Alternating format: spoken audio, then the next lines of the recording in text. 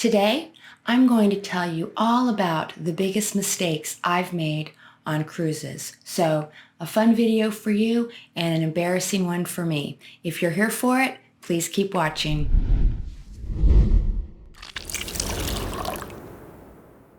Hello everyone, I hope you are having a splendid day, and if you're new here, welcome. My name is Kim. Hi Bimini, come on up, come on. Never fails. Everyone, this is Bimini. She's my part-time co-host.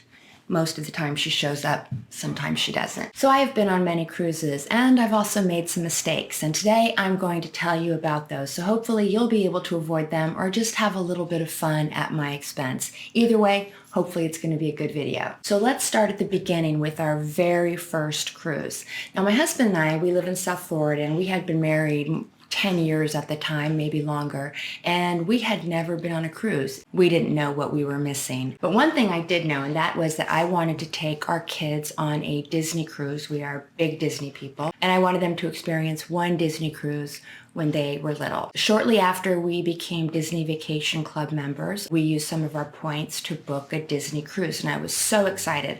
I thought this would be our only Disney cruise and that it might be our only cruise, period. So I really wanted to make the most of it. So I started researching and planning and making spreadsheets and lists, and I was ready. My kids were not going to miss anything, and they were going to have the best time of their lives. So we get on board, and I am like a freaking drill sergeant. We need to do this. We need to confirm our reservations. We need to go here. It was insane, and I was on a mission. On that first day, my husband took me aside and said, "You do realize you're sucking the joy out of this vacation, right?"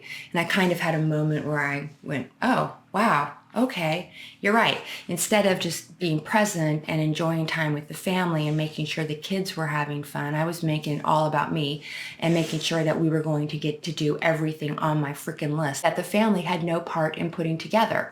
So I calmed down and we ended up having a lovely cruise. It was a little bit of a lesson learned. Vacations are really about people having fun and relaxing, and if you don't get to meet every character or you don't see every show, as long as everyone's having a good time and spending time together and making memories, that's what's really important. So my next blunder was on Royal Caribbean, and this was on our very first Royal Caribbean cruise. By this time we had taken the first Disney cruise, then we had taken a very short celebrity cruise, and this was our first cruise on Royal, and it was for my husband's and my anniversary.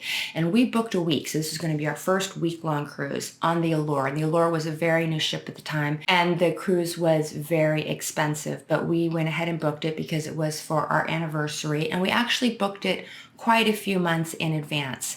Now, my mistake here was that I did not know that you can check the fare and make adjustments if the fare goes down.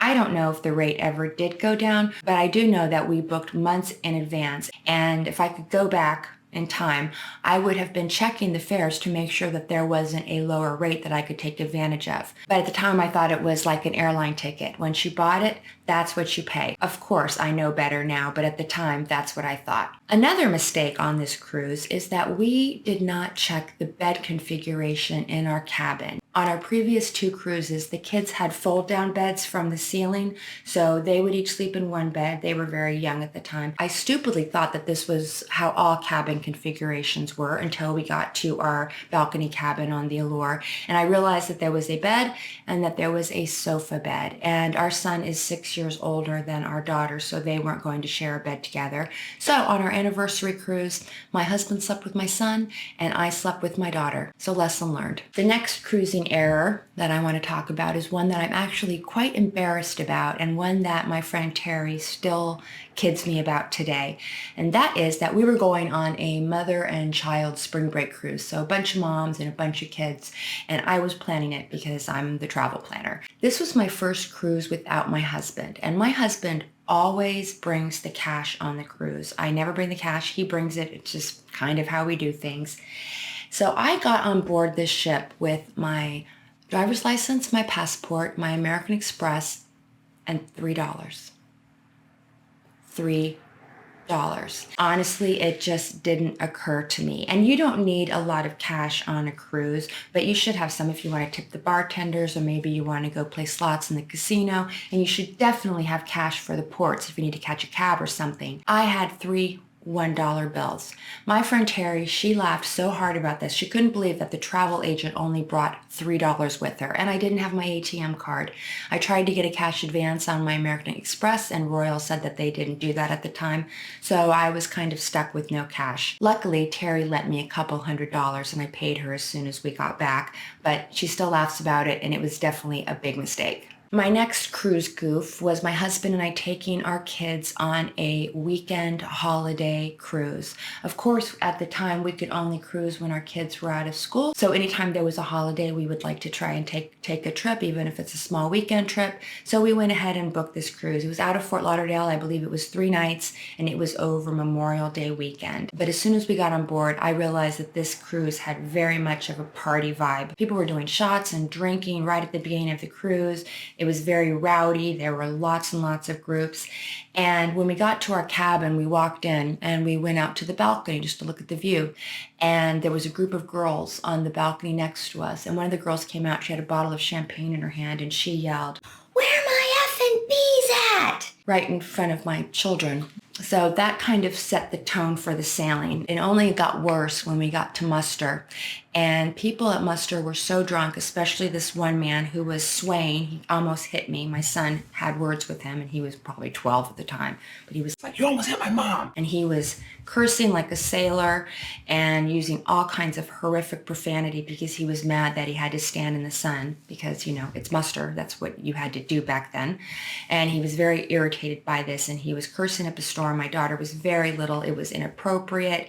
It was kind of ugly. It was sloppy. And unfortunately, the cruise didn't get much better from there. We had a good time, but this was definitely a party vibe. And it wasn't the type of sailing that we were hoping it would be with our kids. Definitely partly our error. We won't take a weekend party cruise again unless we want to party too, and we'll leave our kids at home. And that brings me to my next mistake that I made, and this was actually on a weekend cruise where I did want to party. It was for my friend Ashley's birthday, and it was a girls-only cruise, and we were just going to the Bahamas. We were getting away from our husbands, our kids, our families. We were going to be bad moms for a weekend and just have a lot of fun. My mistake on this cruise was not buying the drink package. We were allowed to bring 2 bottles of champagne or wine per stateroom, and we had 2 cabins, so we had 2 bottles of champagne, 2 bottles of wine. I was diamond status at the time on Royal. I'm Diamond Plus now, but I was diamond status, so I also got free drinks from 5 to 8 p.m. I mistakenly thought that would be plenty and that I wouldn't need the drink package.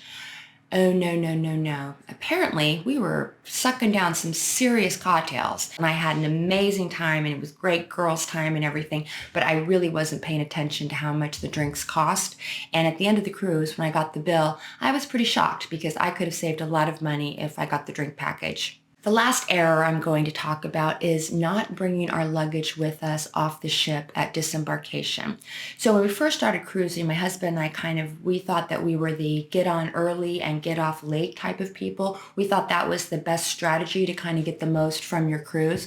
But we learned that it's actually much better to be one of the first off the ship because the lines at passport control or customs can be very long. And if there's any sort of technical glitch or computer issue, you can be in that line for 3 or 4 hours. So shortly after we began cruising, we realized it's much better to be one of the first off the ship. So we're always one of the first off, and we always carry our bags. This is until our most recent cruise on the Allure of the Seas. We were in a suite, so we were automatically one of the first to get off. And also our luggage was going to be the first in the terminal. So we decided we weren't going to walk our luggage off, and instead we put the tags on and put them outside of our cabin door. And we got off the next morning and we went down to the luggage area and we waited and we waited and we waited and we waited. Apparently there was a problem with the loading dock or the lift where they were attaching it to the cruise ship so the luggage could come off. It was broken or there was some sort of malfunction, so they couldn't get the luggage off the ship. So we learned a very valuable lesson. That is, we will never get off the ship without our luggage again. So that's it. I hope you enjoyed this video. If you did, please give it a thumbs up and consider subscribing. I do lots of cruise videos and I do Disney videos, and I would love to have you as part of my traveling party. If you have made any mistakes on cruises, please leave them in the comment section below because I love reading them. And until next time, I hope you have happy and safe travels, and thank you so much for watching. Bye. You can be in that line for 3 or 4 hours. So we started so after that,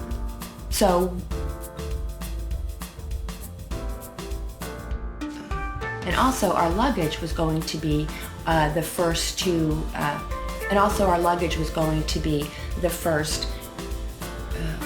apparently the lift, or the, where are my effing bees at?